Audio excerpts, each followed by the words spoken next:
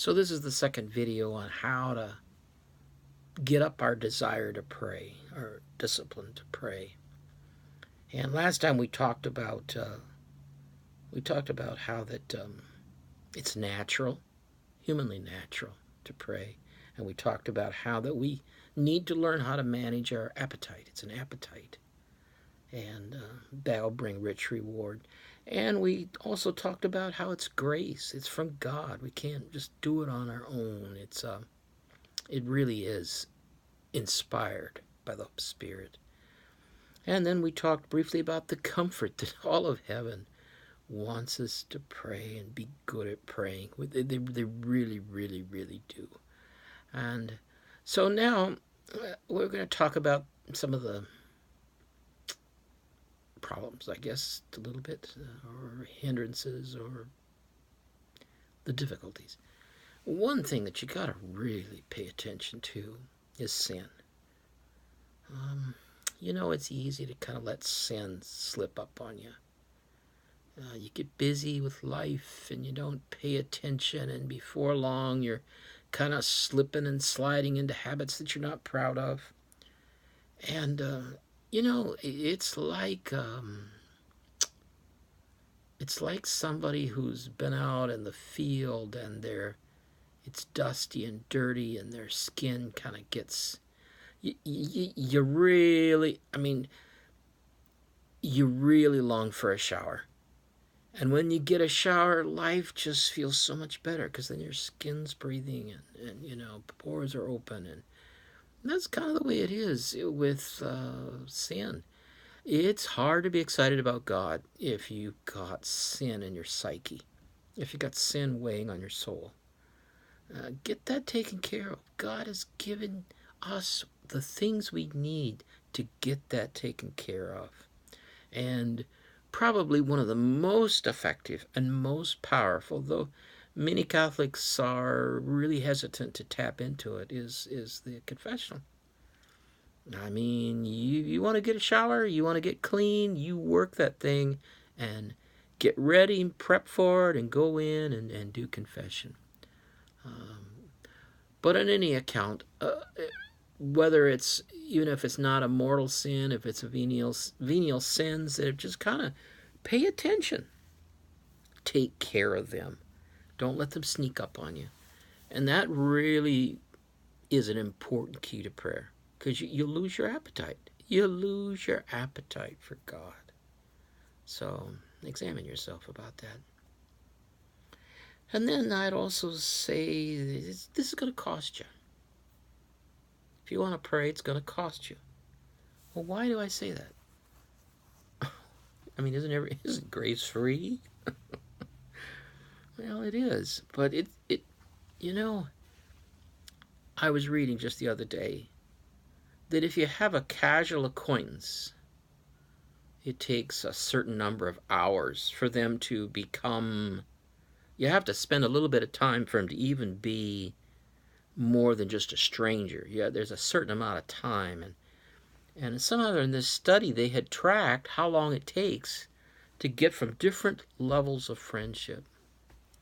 And I remember there being a 50-hour marker. I remember there being a 75 marker, and I remember there being a 100-hour marker, and then I remember there being a 200-hour marker. And what they were finding was that how close you are is really a large measure a function of time. And that's why sometimes in the military, you spend a lot of time. And those are lifelong buddies. Likewise, sometimes in college, you spend a lot of time together because you have time. And sometimes those become lifelong friends. So time is really, in our normal human relationships, to be close takes time. Now, in this day's world, in this culture, we don't think we have time. Because the culture is keeping us busy. Very busy. Our entertainment is keeping us busy. So between the busyness put on us by families aren't eating together, husband and wives aren't talking to each other, and let alone God. He's invisible, you know? So he always gets dropped off. But that shouldn't be. Our heart tells us that shouldn't be. So it's going to cost us. And we have to say, I'm willing. I'm willing to do that. I'm willing to do that. And you know, we live with our wife. We sleep in the same bed usually. We share the task of raising children together. Children can be in our face all the time. It's very hard to ignore the humans we live with, though we do. And it does cost us if we do that. But with God, hey, he's invisible. He's invisible. All we have to do, we can forget him. Just like that. We can very easily not give him a thought, let alone spend time with him.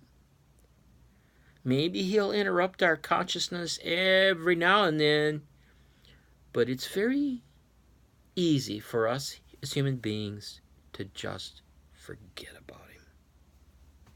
In fact, many humans have no God consciousness. None. So consider it a gift if you've got a desire. And if you've got some God consciousness, consider it a gift. It is a gift. And it's also a responsibility. But it's going to cost us time. There's just no doubt about it. We just got to come to terms with that. And we have to realize that if we do nothing different, the demands and entertainment of the world will squeeze us where we think we have no time. Even though we have 24 hours just like everybody else, we will think we don't. And that is really a big, big deception in this day and age. I look at people, and so many seem so anxious and so tired and so they're like on a hamster wheel all the time. They don't really know how to enjoy themselves or other people, their wives, their children, or their God. That's a problem. That's a problem. And that's one that we as human beings can tackle with God's help. We can. We can. So it's going to take time. That's just common sense teaches us that. Let's see, I got notes here so I don't ramble too much. Yeah, I probably still will, though. You know, you talk about God's invisibility and how does that differ? I mean, he is a person, right? He's a person. We're in his image. So we should be able to relate to him. But what's different about him from us is that he's invisible. So how do you talk to an invisible person? How do you relate to an invisible person? You know, inside of our psyche, it's kind of, we have pictures, we have memories, we have associations, we have thoughts, we have pictures. For everybody, data points in our noggin or our heart or however you conceptualize it. And when we are relating, we access those data points. And those are concrete things we encounters times. And really a lot of our formation as human beings has to do with that mother holding that small child in its arms and nursing that child and looking at the child's eyes. And we're formed by our mothers to be human.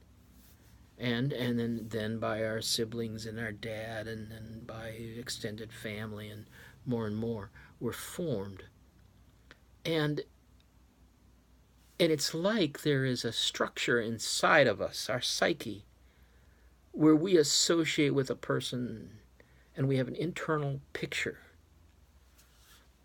We have to have that with an invisible God, even though he's invisible.